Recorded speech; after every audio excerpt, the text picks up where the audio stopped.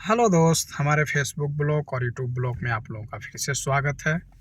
और आज हम रात को 7 बज गया, मैं किसी नए जगह के लिए निकल चुका हूँ, लंबे सफ़र के लिए।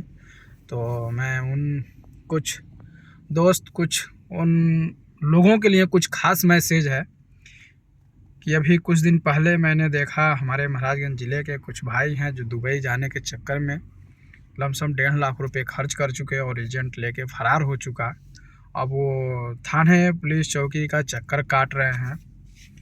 तो आप लोगों को क्या कहा जाए, आप लोगों को नादानी कहा जाए या नासमझ कहा जाए या समझदार कहा जाए, कुछ समझ में नहीं आता है। आप लोग आए दिन न्यूज़ पेपर के सहारे और उसके बाद पेपर, टेलीविज़न, मोबाइल के सहारे आप लोगों को तरह तरह के आप लोगों को शिकायत मिलता भी रहता है। फिर भी आप लोग अगर इतने मोटा रकम देते हैं तो क्या कहीं 10 रुपये 20 रुपये का स्टैम्प पेपर आप लोग बनवा लीजिए। इससे बनवा लेंगे तो इससे आपका फ़ायदा होगा। अगर एजेंट कहीं भी भाग के जाएगा, किसी भी दुनिया कोने में जाएगा, तो आपका पैसे का रिकवरी हो जाएगा।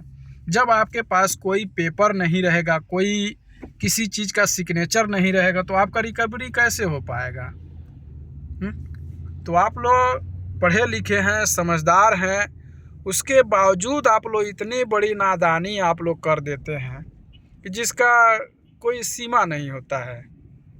और आप लोग को दुबई जाने में, कौन सा काम में दुबई जाने में आपको 1.5 लाख रुपए का खर्च आ गया, ये अच्छी बात नहीं है। और रही बात, किसी भी अगर इंसान को अगर कहीं भी किसी भी गल्फ कंट्री में जाना चाहते हो, तो अगर आपको 60 से 70 हज़ार रुपये में अगर कोई एजेंट भेज रहा है तो उससे आप काम कराइए।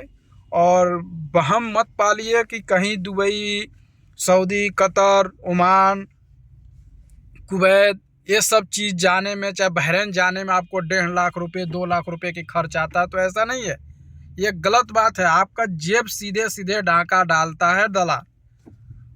तो आप लोग इन दलालों से बचिए और सावधानी बरतिए।